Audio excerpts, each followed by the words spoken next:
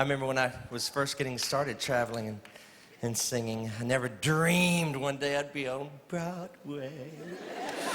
I sang in independent fundamental Baptist churches. That's what I was raised in, and that's all that knew me. Independent, fundamental, Bible-believing, Bible-banging, foot-stomping, soul-winning, door-knocking, pew-jumping, devil-chasing, sin-hating, King James Version only Baptist.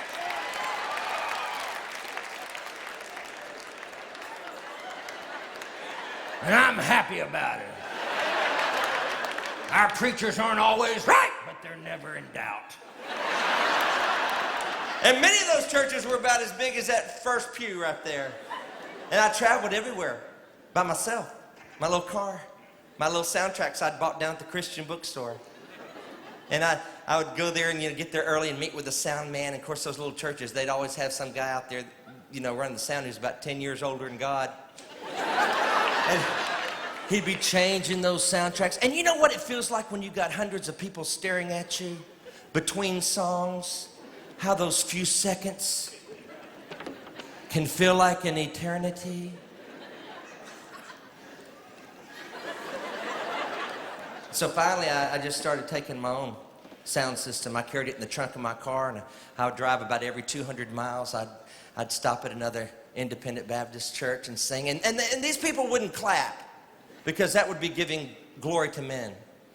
And they wouldn't shout, because they're afraid someone might think they're doing it in another language. But they would laugh. And all I cared about is, are they listening? Are they paying attention? And I would tell my little stories, and I'd try to find songs that went with them, because I got so tired. I got so tired when I was growing up here, and people come to our church and say, this next song says, Amazing Grace, how sweet the sound that saved a wretch like me. And then they'd sing, Amazing Grace, how sweet. I was hyperactive. I thought, sing it or quote it. We don't want to hear it twice. So I just started telling what Amazing Grace meant to me. It was Amazing Grace that I made it through my childhood. And I would sing on those Sunday morning services, in about 20 minutes. And then the preacher always preached, because nothing happens in a Baptist church until the preacher preaches. And he would preach, hour, an hour and a half. And if he'd have studied, he could have done it in 20 minutes, but he would preach. And you know how it is. On Sunday morning, you've sung your bit and you sit down and he starts preaching, and all of a sudden your stomach starts gnawing on your backbone. And you're scared to death the Methodists are going to beat you to the cafeteria.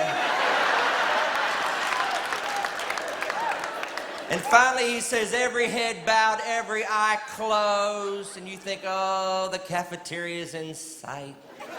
After 45 verses of Just As I Am, he finally says, amen. And you think it's over, don't you? No, it's not. He says, now be seated. We're going to have the Lord's Supper. I don't know why they call it the Lord's Supper. You never get enough. They should call it the Lord's Snack. Haven't you ever wanted, when that plate of crackers goes by, to grab you a handful of them, get you some Cheese Whiz, and celebrate! Celebrate! He's not dead!